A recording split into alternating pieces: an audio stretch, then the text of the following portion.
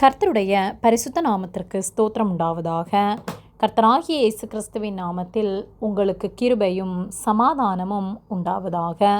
இந்த நாளுக்குரிய தியானத்திற்கான தேவ வார்த்தை 2 நாளாகமம் அதிகாரம் 7 வசனம் 18. அப்பொழுது இஸ்ரவேலை அரசாளும் புருஷன் உனக்கு இல்லாமற் போவதில்லை என்று நான் உன் தகப்பனாகிய தாவீதோடே உடன்படிக்கை பண்ணினபடியே உன் ராஜ்யபாரத்தின் சிங்காசனத்தை நிலைக்க பண்ணுவேன். பிரியமானவர்களே, கர்த்தருடைய பிள்ளைகளாகிய நாம் கர்த்தருக்கு கீழ்ப்படிந்து அவருடைய வார்த்தைகளை கைக்கொண்டு வாழும்போது அவர் வாக்குத்தத்தங்களை நிறைவேற்றுகிற தேவனாய் இருக்கிறார். 2 நாளாகமம் 7:18 அப்பொழுது இஸ்ரவேலை ஆளும் புருஷன் உனக்கு இல்லாமற் போவதில்லை என்று நான் உன் தகப்பனாகிய தாவீதோடே உடன்படிக்கை பண்ணினபடியே உன் ராஜ்யபாரத்தின் சிங்காசனத்தை நிலைக்க பண்ணுவேன் என்று சொல்லப்பட்டுள்ளது. கர்த்தர் தாவீதோடு உடன்படிக்கை பண்ணினார்.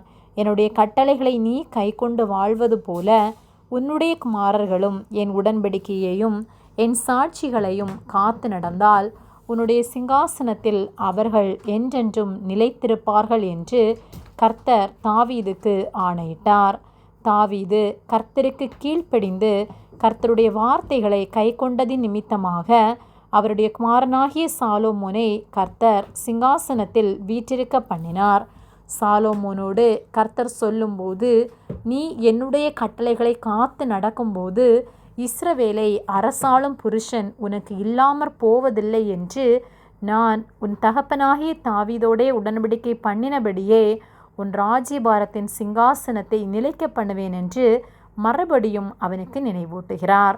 ஆனால் சாலோமோன் கர்த்தருடைய வார்த்தைகளுக்கு கீழ்ப்படியாமல் அந்நிய தேசத்து பெண்களை திருமணம் செய்து அது நிமித்தமாக அந்நிய தேவர்களை வணங்கி அந்த தேவர்களை எருசலேமிலே விக்கிரகங்களாக வார்த்து தானும் வழிபட்டு தன்னுடைய ஜனங்களையும் பாவத்திற்குட்படுத்தினான். அது நிமித்தமாக சமஸ்த இஸ்ரவேல் 2ஆக பிரிக்கப்பட்டது. கர்த்தர் தாவீதுக்கு ஆணையிட்டது நிமித்தமாக சாலோமோனுடைய குமாரனுக்கு 2 கோத்திரங்களையும் மீதமுள்ள 10 கோத்திரங்களை தாவீதின் சந்ததி இல்லாத மற்ற நபர்கள் ஆளும்படி கர்த்தர் செய்தார்.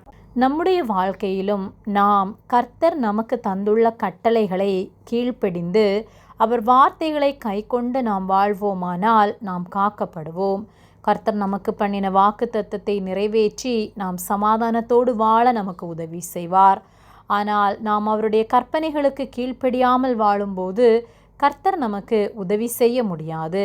கர்த்தர் எனக்கு வாக்கு பண்ணினார், அதை எனக்கு நிறைவேற்றவில்லையே, கர்த்தர் பொய் சொல்வாரோ என்று நாம் முறுமுறுத்து கொண்டிருப்போமானால் கர்த்தர் பொய் சொல்ல மாட்டார்.